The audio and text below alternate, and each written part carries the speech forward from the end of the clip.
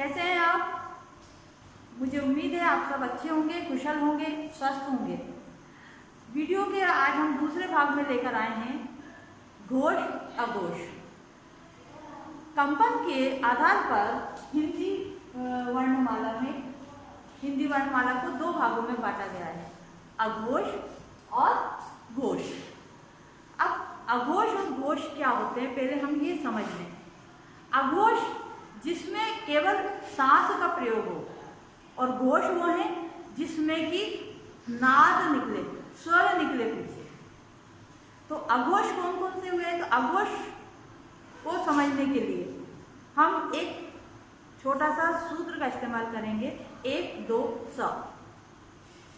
1 2 स का अर्थ है कि जो हिंदी वर्णमाला का जो व्यंजन है वो व्यंजन के पहले और दूसरे वर्ण ये सारे क्या हैं? अघोष है।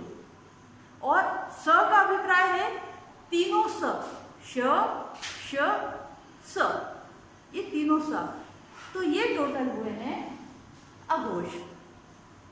एक बार फिर से बताऊंगी मैं आपको। अगर हमको अघोष समझना है तो हम इस्तेमाल करेंगे 1 2 स। 1 2 स का अभिप्राय है 1 2 मतलब व्यंजन का पहला वर्ण और दूसरा वर्ण, प्रत्येक व्यंजन का। क वर्ग का क ख, च वर्ग का च छ, ट वर्ग का त ठ, त वर्ग का त थ, प वर्ग का प फ और श श स, तीनों स। तो अगर हमको घोष और अघोष याद करना है तो 1 2 स हम याद रख लें तो हमें पूरा अघोष और घोष हमें समझ में आ जाएगा। अब ये अगर अघोष है तो इनको छोड़ के जितने बच रहे हैं वो सब क्या है? घोष है। अब घोष का अभिप्राय है जिसमें नाद निकले, जिसमें स्वर निकले, वो घोष है। जैसे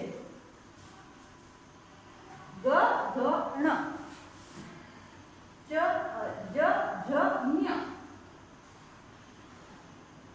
द ध ण, द ध न, ब भ म, य र ल व, ये क्या है? अघोष है।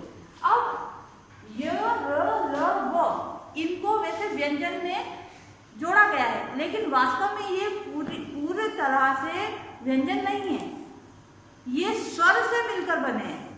तो ना ये स्वर है ना व्यंजन है, लेकिन इनको व्यंजन में शामिल कर लिया गया है, लेकिन वास्तव में ये क्या है? ये स्वर से मिलकर के बने हैं। जैसे मैं आपको बताऊं य। अब य जो है वो य, तो य किससे मिलकर बना है? ई धन और से मिलकर बना है य। फिर र बना है ऋ ऋषिका और ओ, ऋ और अ से मिलकर के बना है र। और ल मिलकर बना है ऋ ल नहीं ऋ, है ना। और ऋ धन अ से मिलकर, ऋ धन अ से मिलकर के ल बना है। और जो व है वो व उ धन अ से मिलकर व बना। तो इस तरह से य र ल व ये स्वर भी है और व्यंजन भी है, इसलिए चूंकि इनको हम संयुक्त व्यंजन भी कह सकते हैं, लेकिन इनको व्यंजन में शामिल किया गया है। लेकिन हमको ये पता होना चाहिए कि ये पूर्णतः ना तो व्यंजन है और न पूर्णतः ये स्वर है। उम्मीद करती हूँ, आशा करती हूँ आपको समझ में आया होगा। धन्यवाद।